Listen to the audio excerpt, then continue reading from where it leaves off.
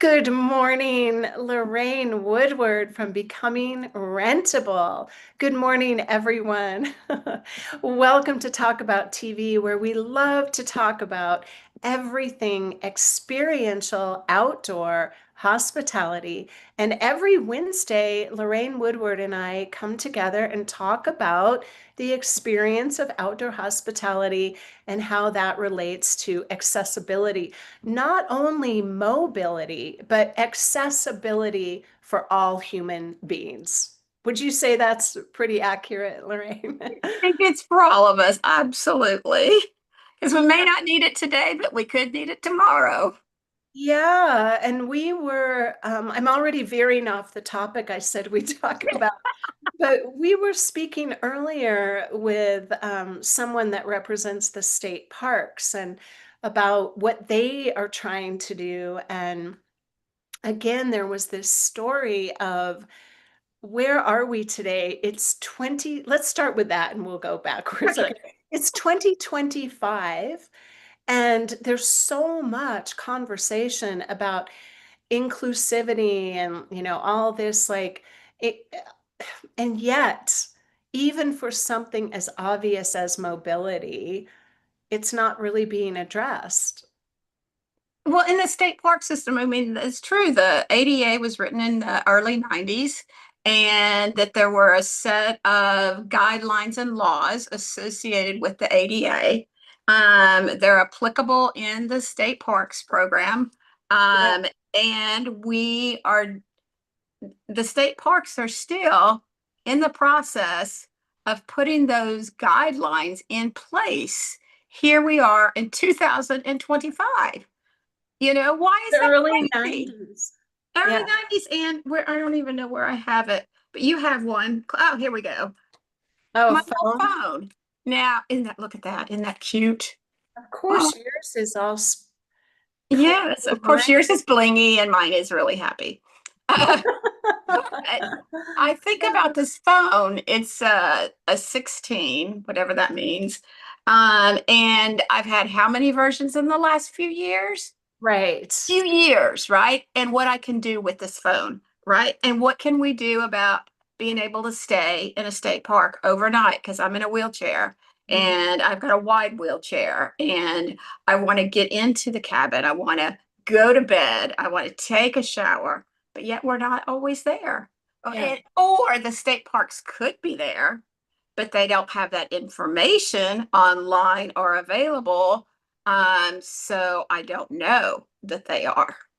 Well, there's always a very dramatic delay, it seems, from even in any area, if you think about it, like from the time you learn about something to your ability to understand the value of that knowledge Mhm. and then executing on it personally. I mean, we all do this with nutrition and all of these health things, right? And mental health, physical health, all of this.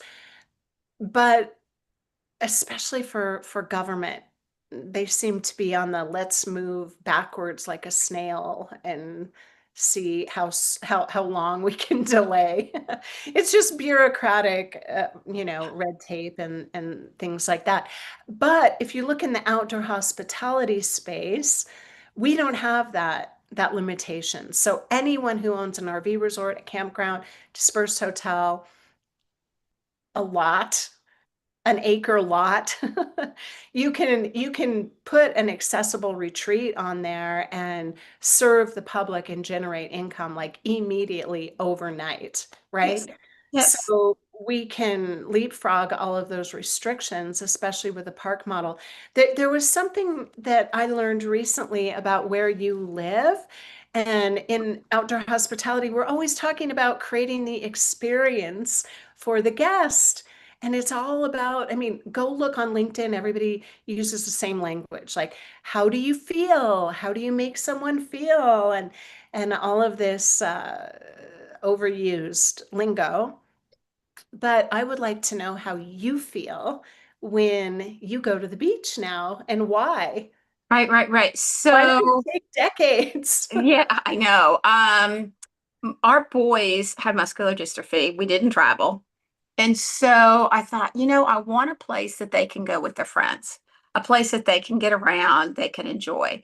And what's funny is I built this accessible short-term rental in Carolina Beach, and it's got a big art studio on the first floor. It's got the rental, and then it has the third floor private residence. You have to use the attitude with that. Okay. And so, and my boys were like, Mom, why did you build a beach house? Why do we have a beach house? We can't walk on the sand. We can't get on the sand. And so there was this big question. It's like, but I love the beach. There's so many things, but Mom, we can't even, go down the street. We love ice. I love ice cream. So therefore we always are getting ice cream. And I couldn't get to my favorite ice cream shop. So it's like, okay, and the beach is my happy place. I love water. It can be a fountain, a lake, a pond, the ocean, but the sound of water really relaxes me. And so we built this property. We found out we weren't alone, that there were hundreds of families, 450 families have stayed at our house, all with the same story. Went to the town council when I first got there and talked to them about the community. It's a small little island. It's like 7 miles by 5 miles. So it's off the coast of Wilmington, North Carolina, and it's a ferry ride to Southport and over the bridge to Wilmington. So cute. But anyway, that it's like, okay, we need curb cuts. I'm a block away from Squigglies, but yet I have to cross over a major road. There's only really one or two roads there. And then I go down the sidewalk, and then I have to cross it over there to get to the curb cut to get to the ice cream place. And they said, we do curb cuts on our planning schedule. So why don't we add, where do you want curb cuts? And so I identified all the places that we needed curb cuts because it helped the community. It helped the community bring about more guests. The UPS drivers love it. Moms with strollers love it. Grandparents with strollers love it. And people with walkers love it. And Lorraine loves it because she can go.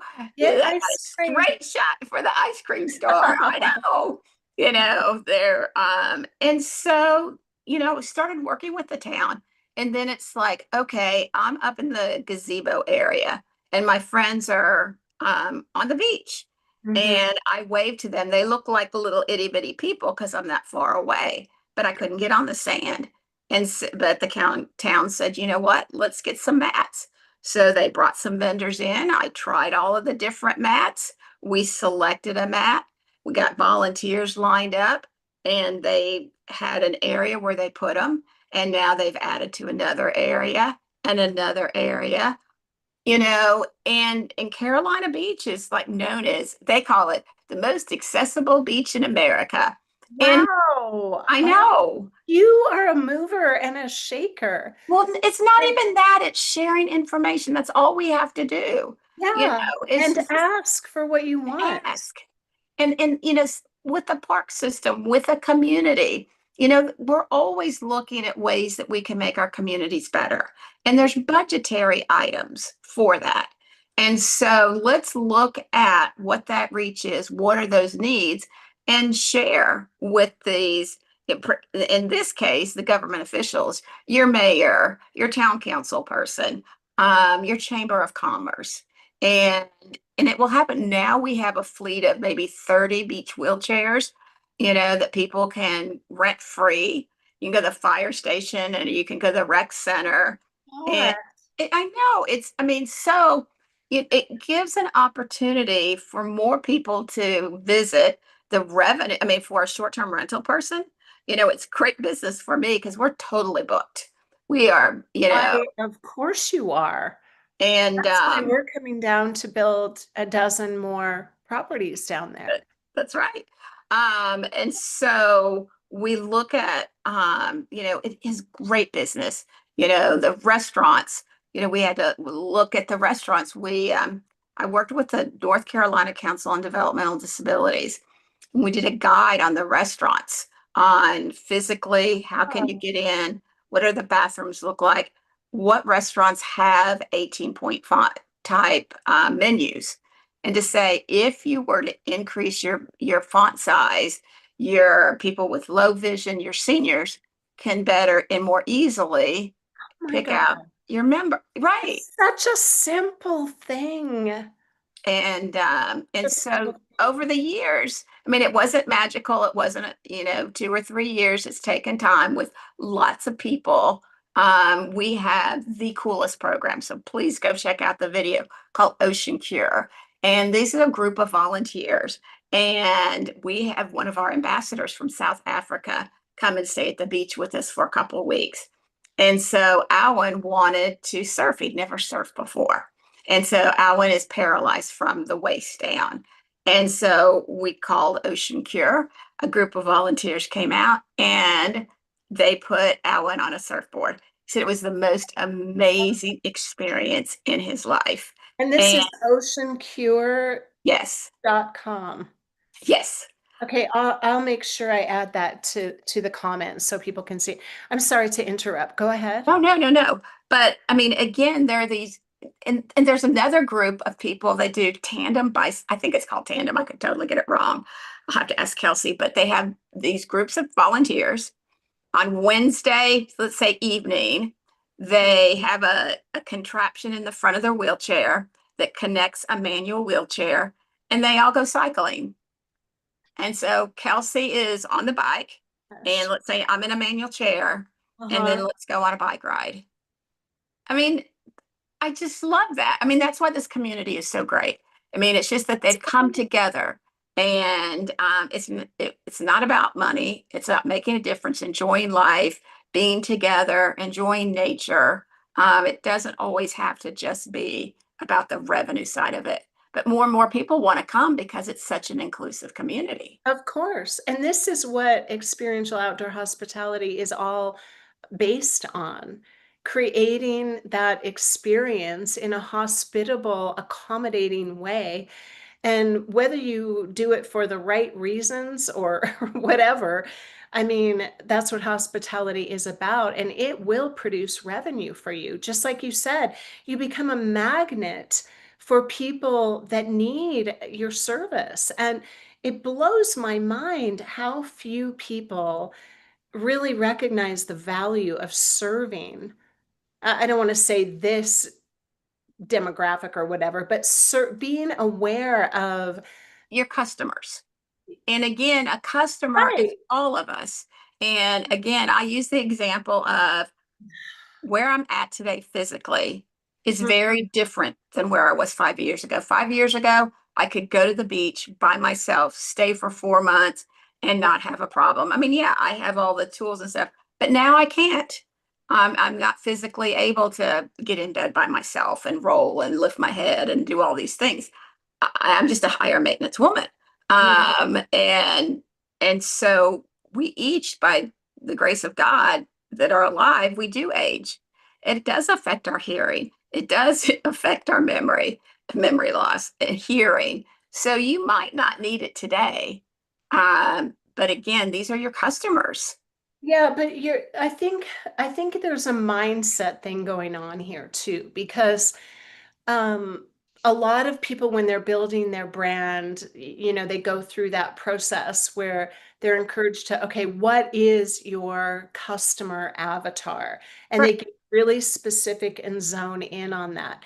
Well, if you're going to be inclusive, then you need to look at what is out there. Mobility is a huge one. All of these other things that we talked about last week, too. But if you focused on nothing but mobility, you are reaching an enormous audience. It's not just the 70 million people we talk about. Yeah, who knows how many people it is, you know? You could have a kid that was injured in soccer or something and wants to come, but maybe had to stay at home because they couldn't get wherever they needed to get.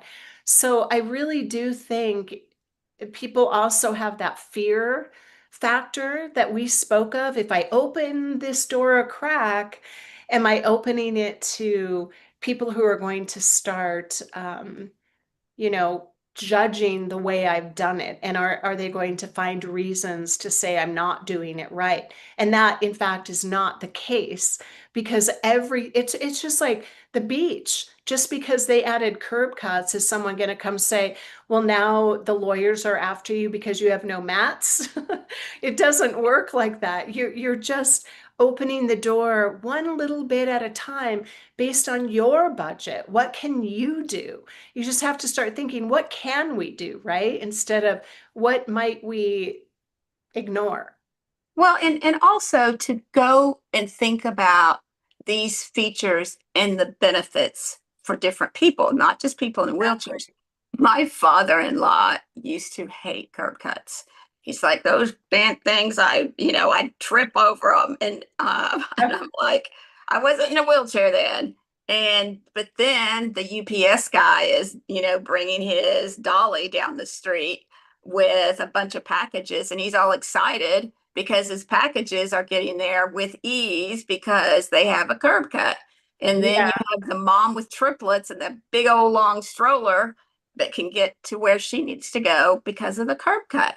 If it's a wide door, if it's a space between tables, again, at the beach, you have your beach, oh, uh, four wheels. What's that called? A beach wagon. Yeah, there we go, Lorraine. Beach See, memory buggy. problem? Yeah, a beach wagon. You have the strollers. So that extra width in the beach, going through doors, in dressing rooms, in whatever, helps to accommodate those extra things that it's like, oh, I'm going to go by the boardwalk on my way out of the beach. But I have this. I don't want to leave it out front. I'm just going to wheel it into the store and see if they have some suntan lotion. And Right. so if you're sensitive to the space for people in wheelchairs, then you're also sensitive to that family with the beach wagon. Hmm. And I just think about all the merchandise that these people want to buy. Like if you have a glamping resort or whatever, short-term rental, whatever it is, you are thinking of it that way. You're thinking of what's the ROI on this? What's the opportunity? Well, it's endless. It's as large as your imagination, really, because it's always about service.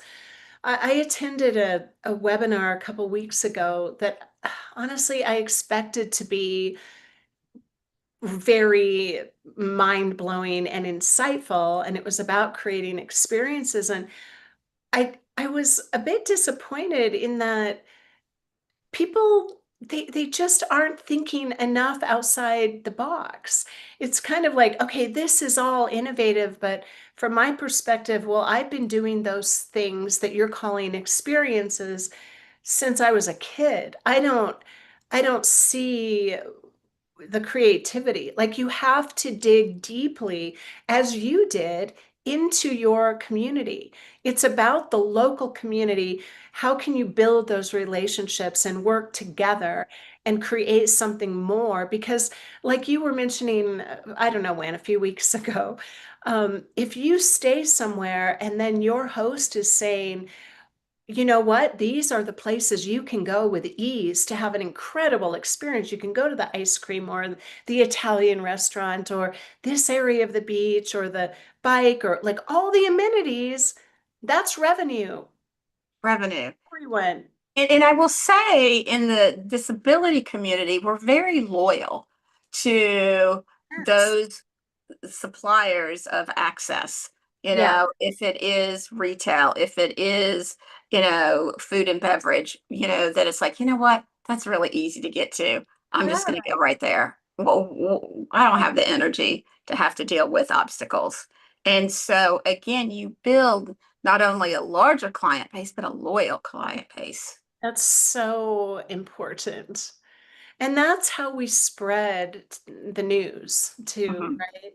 I mean, other businesses start seeing what you're doing and maybe they inquire, well, tell us more. How can we make our restaurant or our coffee shop or whatever more accessible? And it happens a little bit at a time. You said it took 15 years to get where you are today there at that beach. Mhm. It is. It's, believe it or not, actually, I could be wrong on the date. And I am wrong on the date because I started renting it in 2015. Okay, 10 years. But the point being, it didn't Felt happen like overnight. 15. Yeah, Yeah. right. I knew there was a 15 in there somewhere. Uh, Yeah. Yeah. but again, it did. But you know what? It happened each and every Yeah. year. I was on a committee with the town council, and they wanted to build some benches so that people could rest. And Yeah. I think they were going to build 6 or 7. And so we ended up building this unit where it had a map of the town and where the different activities were. Oh, and where But the we, benches are? but instead of the bench in Exciting. the middle, we Uh-huh. put the benches on the outside. Oh, So that way people weren't looking over you, and that somebody else could, let's say my husband could sit on the bench and I would wheel next to him because it was accessible and I didn't feel like other people that I was in the way, with it. And right. so there was that sensitivity and they were like, that's great. Let's, that was our model.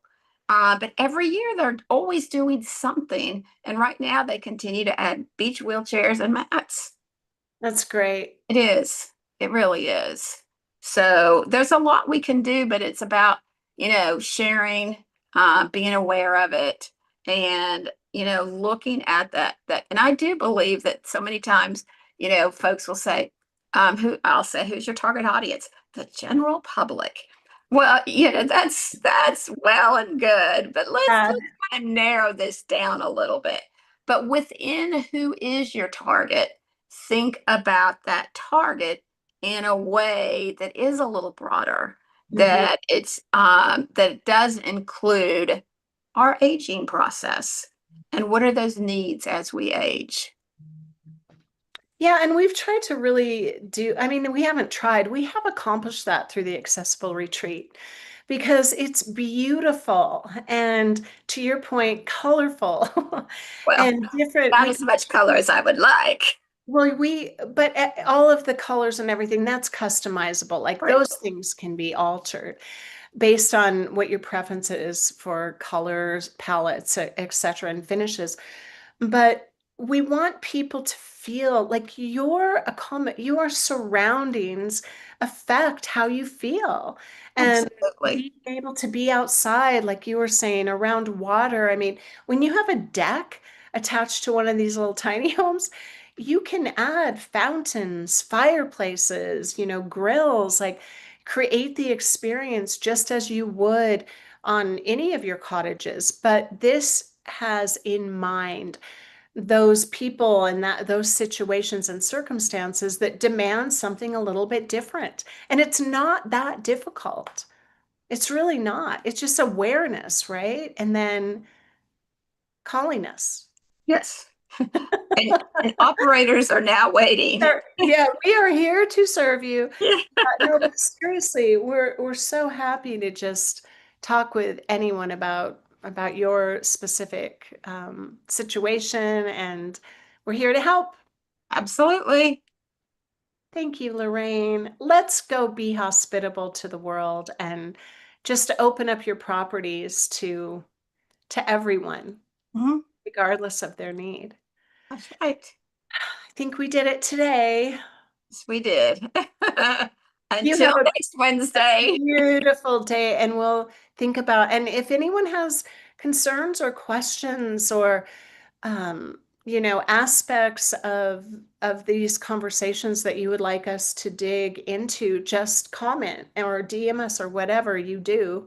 Call, pick up that phone, use this as a phone. I hardly ever use it as a phone, but um, text me. Michelle, maybe next week we can talk about design because I'm putting together a presentation for the High Point short-term rental summit.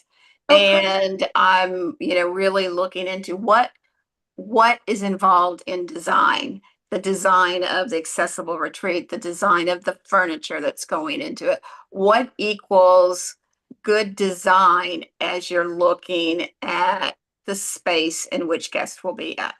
Excellent. Okay. That will be next week. God Okay. bless.